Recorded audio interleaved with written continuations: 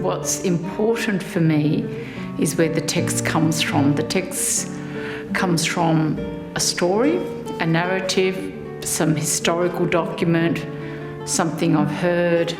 That's what's really important for me, is the actual text and what it's going to reappear as. I have used English text before, but not on this scale. I mainly use Italian texts because that's my background. My parents were migrants here and I grew up hearing Italian. Italian was my first language, English was my second language, so I didn't know a word of English when I started primary school. It's not something that you start and you end. I think it's things that you learn on the way for me.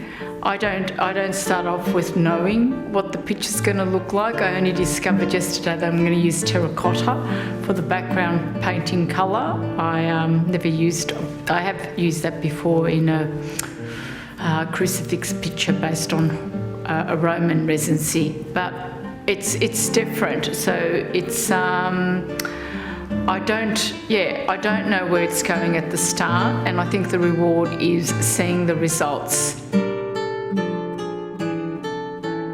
I don't actually know what I'm doing some of the time, and then it just develops and you learn things. It has to provide a challenge for me. If I'm too comfortable with the subject matter or what I'm doing, it just becomes work. It's always a surprise for me, and it's not just what you're seeing, a lino block.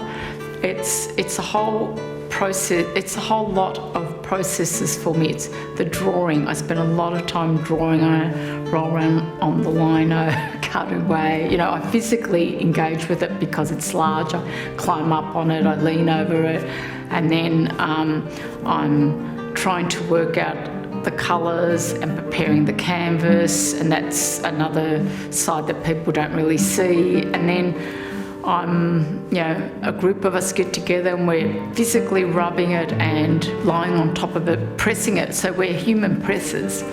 And then that's another side, and then I decide if it needs more paint or more print on top. So it's not one thing, it's a whole series of things that come together to produce one artwork, and it's really time consuming and labour intensive.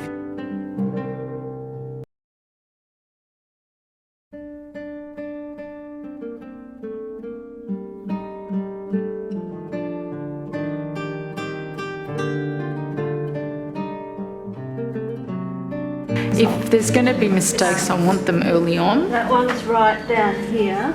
This one is quite about a mil off the pencil line here and about half a mil. I don't want mistakes when I'm printing because I spend so much time preparing it. Hang on, it's now. I'm prepared to think of a way to make something look good if it hasn't quite worked out. Oh, this was tight, see? I remember that. I touch up and I cheat, even though I'm not allowed to say I cheat. I do cheat. I mean, what's cheating if you're just trying to fix something up and if it looks good? All right, come on. We've got to put this down, otherwise it's going to dry. Wait, good. Bottom line is good. Right that's the thing with printmaking. A lot of people are caught in, it's a technique and you get a beautiful print. But I think I work more like a painter, and it's about the image looking good, but sometimes I pull it off and it hasn't worked, or it's bled, or it's double inked, or just doesn't look right. Then that's a mistake. I'm going to get you to help the centre with the grey arch. When you see, you feel that arch, that's the red. I don't want you to go in the red because I don't want as much pressure as in the red. So what I'm doing is I'm basically just see how much am I and I'm not strong. So. I remember being in Rome and going to the Vatican archives, and I was so moved. I actually did a picture called sbaglio, which means mistake. And what it was this like, it looked like a manuscript with a big red cross. I did that years ago, over 10 years ago. And what I noticed was these scribes, they handwrite things on these valuable pieces of vellum, you know, leather or parchment, and they make a mistake. They're not going to throw it out and start again. They just cross it out and put it on the side.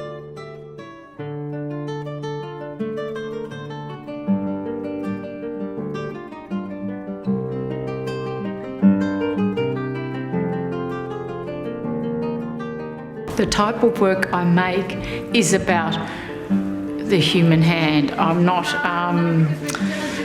really working with technology, so it's going to show mistakes and it's going to show things that aren't so perfect, and that's part of it. That's great, the red's good. I'm just going to do a little bit in here. This piece for the fire station is not based on music, it's based on historical facts and exhibitions, and I've gone through their archives. We're doing it now. We're really going to do it.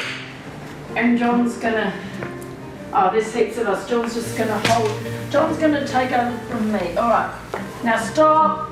I need that stick, John. Sorry. And I need the pencil. Sorry, okay. All right. Now, put it down a minute. I don't want any double printing.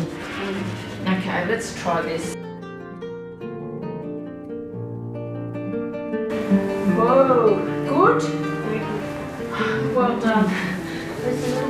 Look, we're not putting it down now. That's touching up. No, that's fine now. That was too big an area. Everything, all right, we're getting close to you, John. Yep. John, you're replacing me. Belinda, can you put yours down like I am? Yep, that's it. Make it straight. Who's on the end? Is the person on the end all right? Yeah. Yep. All right, can we put it down, Paul? Yep. Slowly put it down, slowly. How's it going? What's it going to hit down there? It looks fine, So we're doing except we're going to get, No. John's going to get caught there. No, it looks fine. We can come. No, it will clear the table. Just clear the table. Okay. Step back. Oh, no.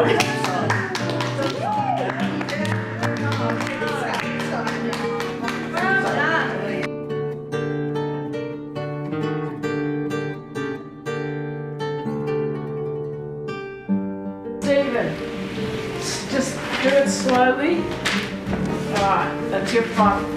Tell me you're probably okay. Now I'm going to... Now, if you can lift it up so I can squeeze out of Same it. gun? Stay... Yeah. Sorry. John, is that okay with the weight? Yep. Okay. That's just stable. Yeah, put a few. That's it. Bravo. Alright, give me... Yours is a bit higher, It Stephen. doesn't matter. They're all both nice. It's good. Black leather. And a cute Yay! like a catsuit. We've done it!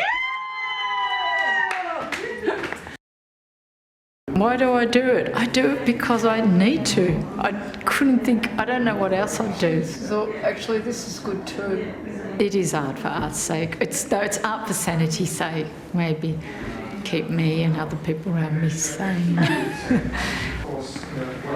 I don't mind some of these specs being there either. I'm having trouble with this trying to write a sentence or something if you want for that.